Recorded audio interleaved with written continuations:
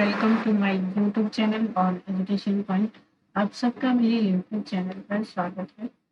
Hope आप लोगों को ये जो सीरीज है मैंने स्टार्ट की है प्रीवियस ईयर की, काफ़ी अच्छी लग रही होगी। आप लोगों का रिस्पांस भी आ रहा है, तो आप लोगों को ये क्लास कैसी लग रही है आप मुझे कमेंट करके बताते रहिए। और चलिए हम स्टार्ट करते हैं। हमने जो पॉलिटिकल साइंस के प्रीवियस ईयर क्वेश्चंस थे, कल की क्लास में हमने 93 क्वेश्चंस तक कंप्लीट कर लिया था। आज हम 94 से अब क्वेश्चंस करेंगे। तो प्रश्न संख्या 94 है, which article of the constitution of India provides that there shall be a council of minister with the prime minister as it head. भारतीय संविधान के किस अनुच्छेद के अंतर्गत एक मंत्रिमंडल का होना अनिवार्य है जिसका मुखिया प्रधानमंत्री होगा? तो ये जो है आपका आर्टिकल 74A के अंतर्गत कहा गया है, यानी कि 74(1) के अंतर्गत इसमें ये प्रावधान है कि भारतीय संविधान का ये जो अनुच्छेद है उसमें एक मंत्रिमंडल होने अनिवार्य है और उसका जो मुखिया होगा वो भारत का प्रधानमंत्री होगा।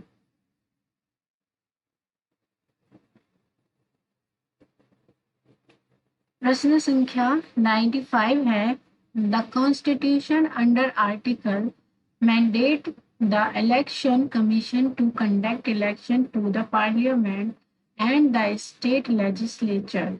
संविधान के किस अनुच्छेद के अंतर्गत चुनाव आयोग संसद और राज्य विधान सभा के चुनाव करवा सकता है? तो ये जो है आपका आर्टिकल 324 के अंतर्गत जो है विधानसभा के जो चुनाव है राज्य करवा सकता है।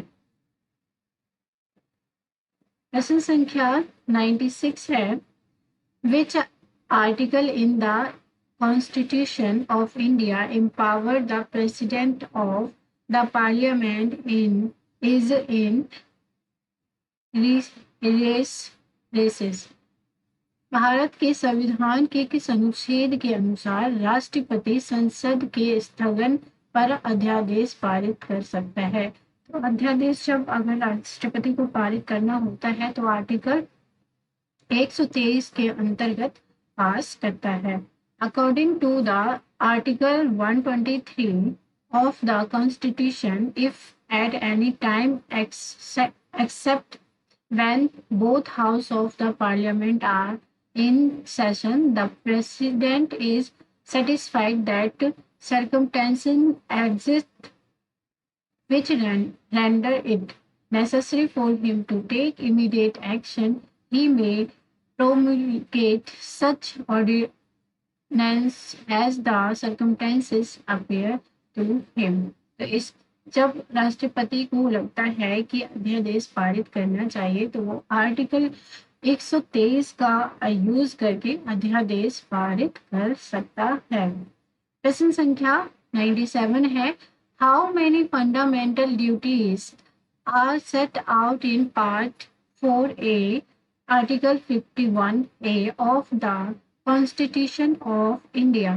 भारत के संविधान के भाग 4A अनुच्छेद 51A में कितने मौलिक कर्तव्यों को निर्धारित किया गया? तो हमारे जो मौलिक कर्तव्य हैं वो कितने हैं? टोटल 11 मौलिक कर्तव्य हैं।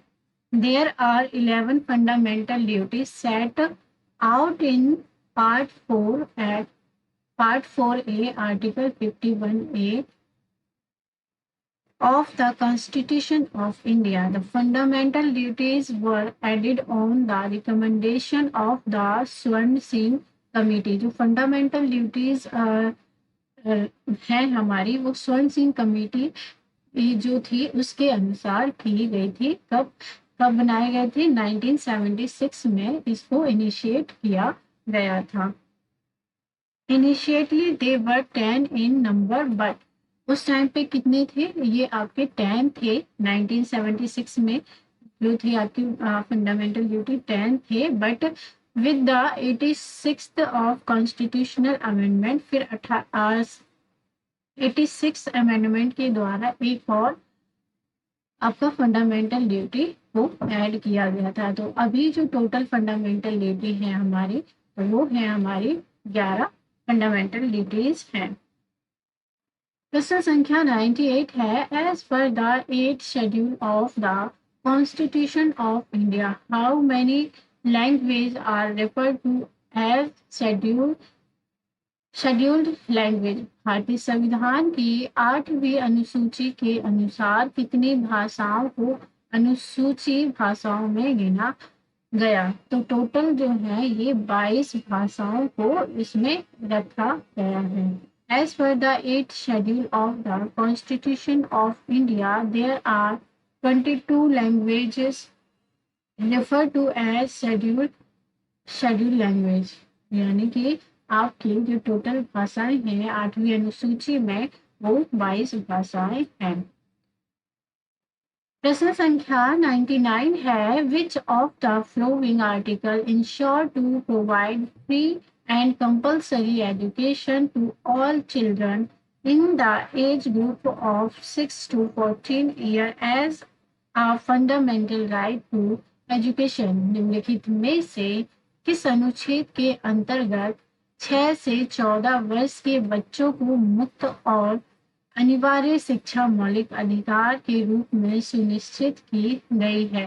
तो देखिए आपका जो 21A है उसमें क्या है, आपका जो भी 6 वर्ष से 14 वर्ष के तक के बच्चे हैं यानी कि 6 to आपके 14 ईयर्स के चाइल्ड जो है उनको जो है आर्टिकल 21 के तहत जो आपका इनको प्राइमरी जो शिक्षा है वो मुफ्त में देना अनिवार्य है।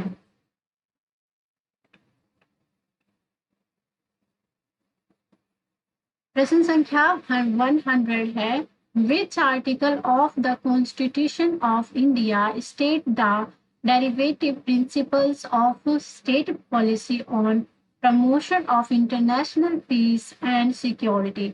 भारतीय संविधान का कौन सा अनुच्छेद अंतरराष्ट्रीय शांति और सुरक्षा को प्रोत्साहन को लेकर राज्य नीति के निर्देशक सिद्धांतों को बताता है? तो आर्टिकल जो है राज्य के नीति निर्देशक सिद्धांत जो है वो आपका आर्टिकल 51 के अंतर्गत आता है।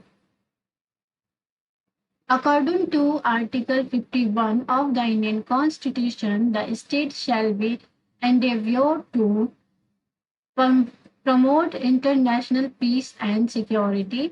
आर्टिकल 51 के तहत जो राज्य के निर्देशक तत्व है वो उसमें आपका इंटरनेशनल पीस एंड सिक्योरिटी आता है, maintain just honourable relation between nation, और जो भी हमारे नेशंस हैं उनके बीच में रिलेशन स्थापित करना इनका करेंगे, and forest respect of international law and treaty obligation in the dealing of the organized peoples with the another, and encourage settlement of the international dispute by abbreviation। International distribute को भी article 51 के तहत शामिल किया गया है।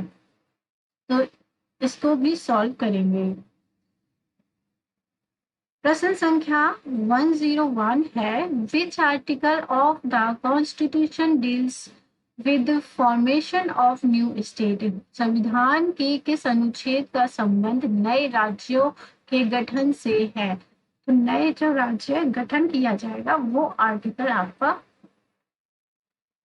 3 के अनुसार किया जाता है। जब भी कोई नया राज्य या राज्य की सीमा निर्धारित की जाएगी तो आर्टिकल 3 का यूज करके ये किया जाता है। Under the constitution of India article 3 deals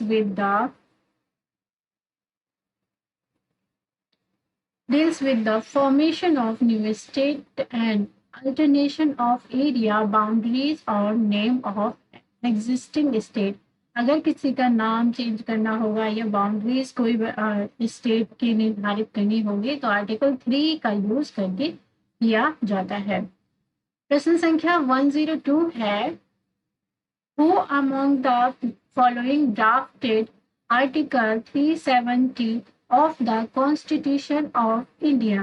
निम्नलिखित में से किसने भारतीय संविधान के अनुच्छेद 370 का प्रारूप तैयार किया था?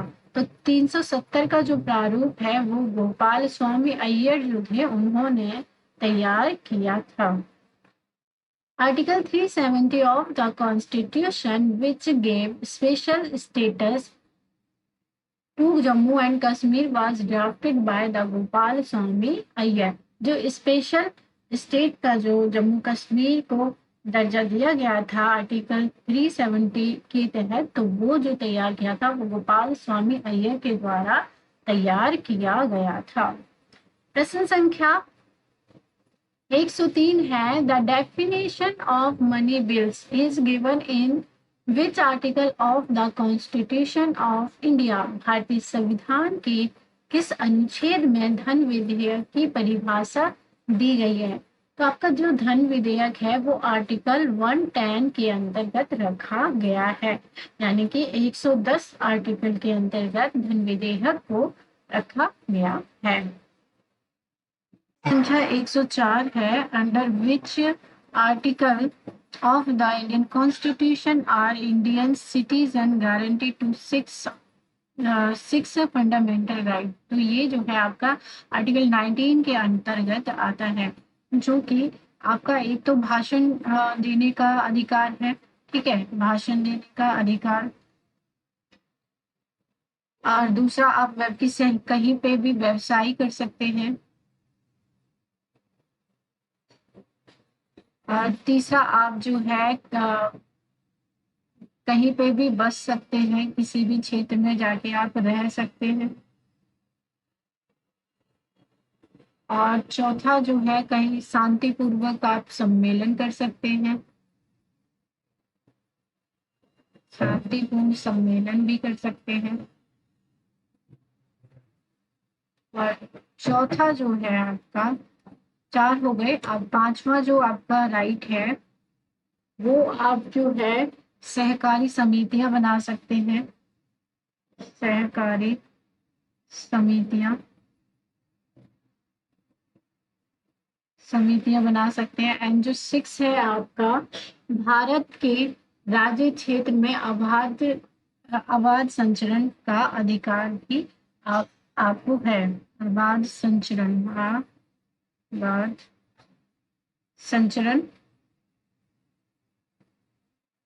कर सकते हैं,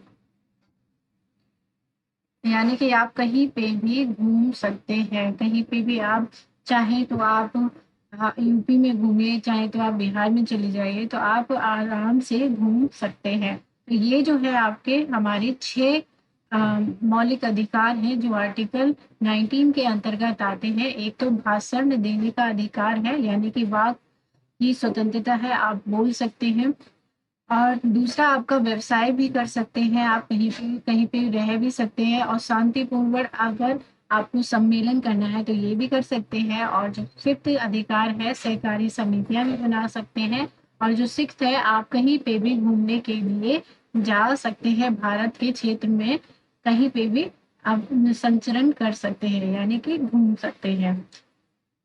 तो आपको ये क्लास कैसी लगी आप मुझे कमेंट करके बताएं, एंड लाइक शेयर सब्सक्राइब करना ना भूलें।